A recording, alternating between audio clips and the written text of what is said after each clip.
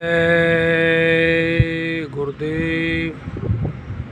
आज दिनांक 8 अगस्त 2024 का दिन। स्थान जय गुरुदेव आश्रम, जिला संगत भरतपुर का एक छोटा सा स्थान।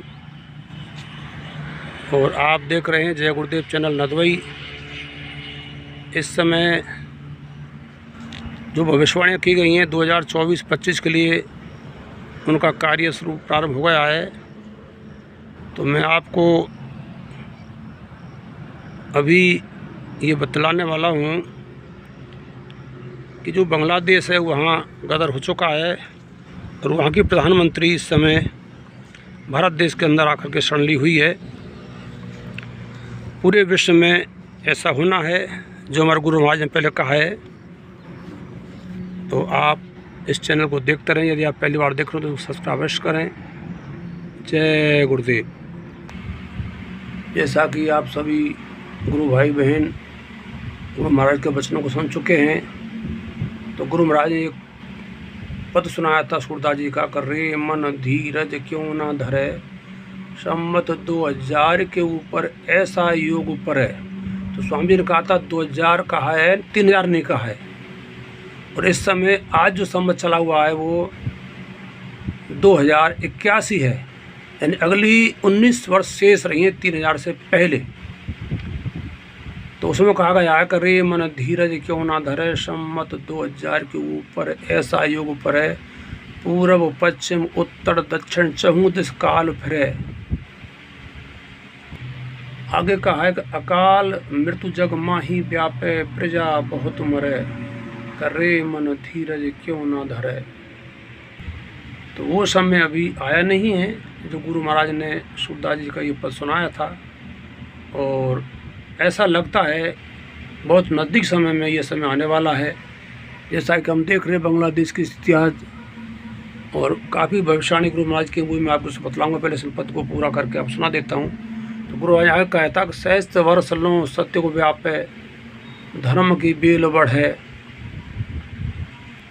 पान फूल वन पृथ्वी फूले, धर्म की बेल बढ़े। यहाँ धर्म शब्द आया है। काल जाल से वही बचको जो गुरु का ध्यान धरे, और सूरदास हरि की ये लीला टारे नहीं टरे। आगे इन वचनों को सुनाते हुए गुरु महाराज ने कहा था कि भविष्य में एक बहुत बड़ा विद्रोह होगा, तमाम मुल्कों में ये विद्रोह होगा। तो मैं आपको गुरु महाराज के वचन में तारीख के आपको उनको सुना रहा हूँ, आप कृपया ध्यानपूर्वक सुने। जय गुरुदेव। गुरु महाराज ने बहुत पहले, जिस समय गुरु महाराज ने करीब सत्संग अपना प्रारंभ किया ही था, उस समय सन 1953 में, उसके बाद 1972 में कहा था कि सन 72 के बाद देश और दुनिया में हलचल मचेगी, चारों तरफ आग लगेगी। जो लोग धर्म पर चलेंगे वो जलेंगे तो नहीं, लेकिन आँच सहनी पड़ेगी। ये अंतर्ध्वनि जुलाई 2019 के पेज 23 पर ये आया हुआ है जो मैं आपको सुना रहा हूँ।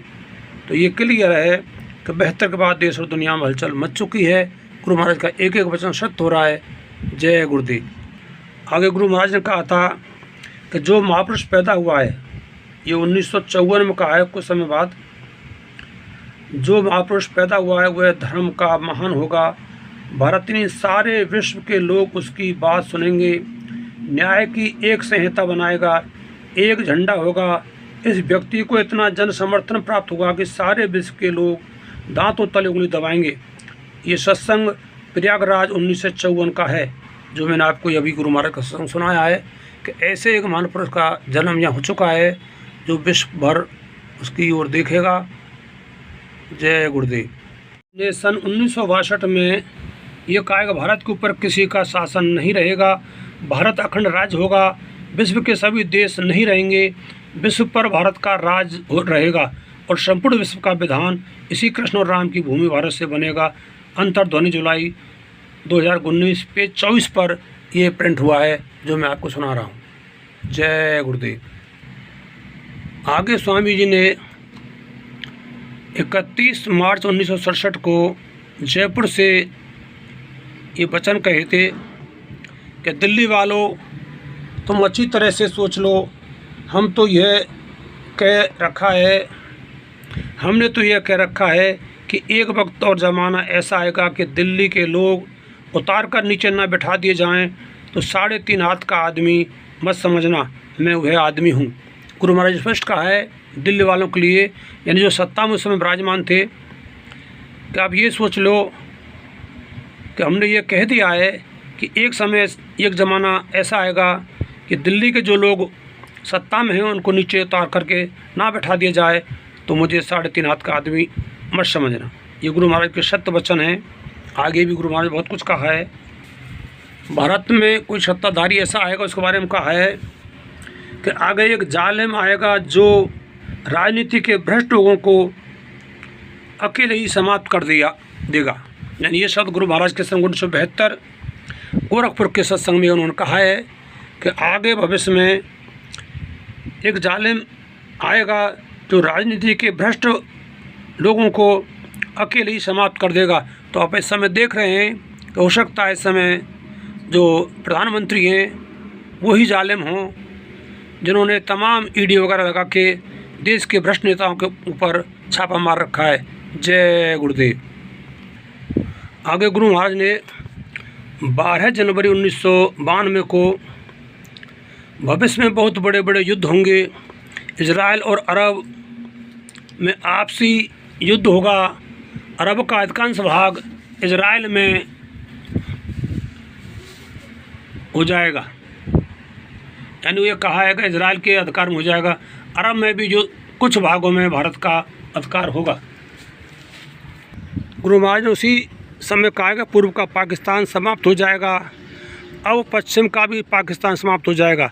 मैंने पहले कहा था कि पाकिस्तान नाम का कोई भी देश नहीं होगा, मुसलमानी राष्ट्रों में आपसी युद्ध होगा, सभी मुसलमानी राष्ट्र आपस में लड़कर समाप्त हो जाएंगे। संसार में मुसलमानों की संख्या सब जातियों से कम रह जाएगी, बचे हुए मुसलमान भी धार्मिक होंगे, सभी छोटे छोटे देश टूटकर बड़े बड़े देशों में मिल जाएंगे। ऐसा हमारे गुरु महाराज ने 1992 में 12 जनवरी को कहा था।